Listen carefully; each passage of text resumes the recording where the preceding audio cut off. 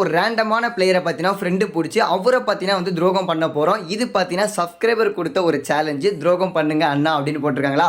So இந்த ஒரு challenge தான் பண்ண போகிறோம். பட் எண்டிங்கில் வந்து வேறு மாதிரி இருக்கும்.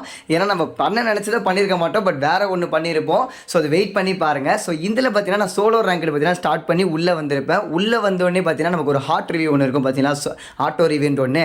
அது வந்து காலியாக வரதுக்குள்ளே பார்த்தீங்கன்னா ஃப்ரெண்டு பிடிச்சிடலாம். சப்போஸ் அவன் ஃப்ரெண்டு ஆகலைன்னா நம்ம அகைன் வந்து ரிவ்யூ ஆகி வந்துக்கலாம்ல. ஸோ அதுக்காக பார்த்தீங்கன்னா அந்த ஆட்டோ ரிவ்யூ இருக்கும் போதே பார்த்தீங்கன்னா வந்து ஃப்ரெண்டாக ட்ரை பண்ணுவேன்.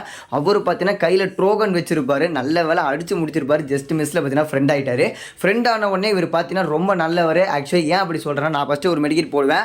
அடுத்து என்கிட்ட மெடிக்கெட் இல்லைன்றது கெஸ் பண்ணி கரெக்டாக அவர் ஒரு மெடிக்கெட் கொடுப்பாரு. அதையும் வாங்கி பார்த்தீங்கன்னா போட்டுக்குவேன். போட்டதுக்கப்புறமா இந்த ஆள் வெளியே போய் நின்று மேலே கை காமிச்சு குத்தினே இருப்பாருன்னா, இவர் மேலே கை காமிச்சு குத்துறாரு. எனக்கு ஒன்றுமே புரியல.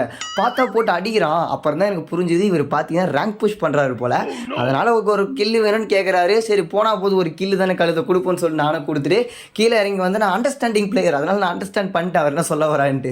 ஸோ கீழே இறங்கி வந்த உடனே நான் அவர் எதுவும் பண்ணல. நானும் உட்காந்து இருந்தேன், அவரும் உட்காந்து இருந்தார். நானும் இப்போ என் லூட் எடுத்துட்டேன். ஆனால் அதுக்குண்டு இப்படியாடா போட்டு அடி பண்ணிட்டு தான் இருந்துச்சு. சரி விடுங்க, என்ன பண்ணுறது, அவன் கேட்டான் கொடுத்து அந்த மாதிரி தான் போச்சு. ஸோ அதுக்கப்புறம் பார்த்தீங்கன்னா 2 பேரும் சேர்ந்து ஒன்றாவே லூட் அடிப்போம். எனக்கும் நிறைய லூட்லாம் அவர் வந்து கழட்டி கொடுப்பாரு. ஏன்னா வந்து அவருக்காக நான் வந்து அடி வாங்கியிருக்கேன்ல, அதனால் வந்து காசை கொடுத்து சரி பண்ணுறான்னு தெரியல. டோக்கன் கீக்கன்லாம் வந்து வாரி அடிச்சிட்டு இருக்காரு. பட் இப்போ தான் வந்து இவ்வளோ நல்லவரை நம்ம வந்து கொல்லணுமா அப்படின்னு என் மனசில் தோணும். சப்ஸ்கிரைபர் கொடுத்த சேனல் நம்ம கம்ப்ளீட் பண்ணி ஆகணும்ல.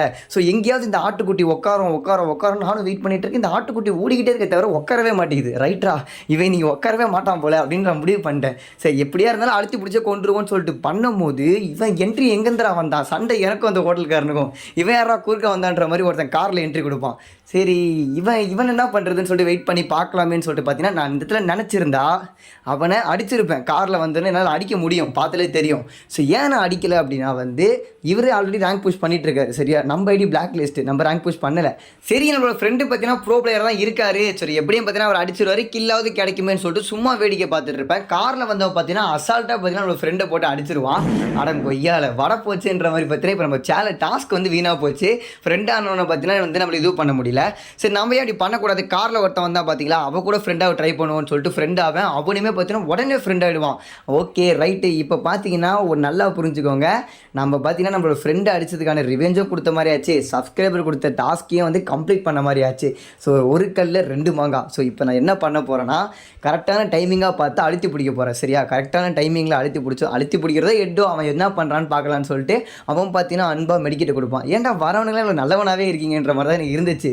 சரி வர வழியில் டாஸ்க்கை வந்து கம்ப்ளீட் பண்ணிடலாமேன்னு சொல்லிட்டு போட்டு அவனை பார்த்தீங்கன்னா அழுத்தி பிடிச்சிட்டேன். ஏய் உனக்காக செந்தில் நான் எவ்வளோ பண்ணிக்கிறாரு, இப்படி துரோகம் பண்ணிட்டியேடா. துரோகம் இல்லடா, விசுவாசம். என் விசுவாசம் குணாகும்.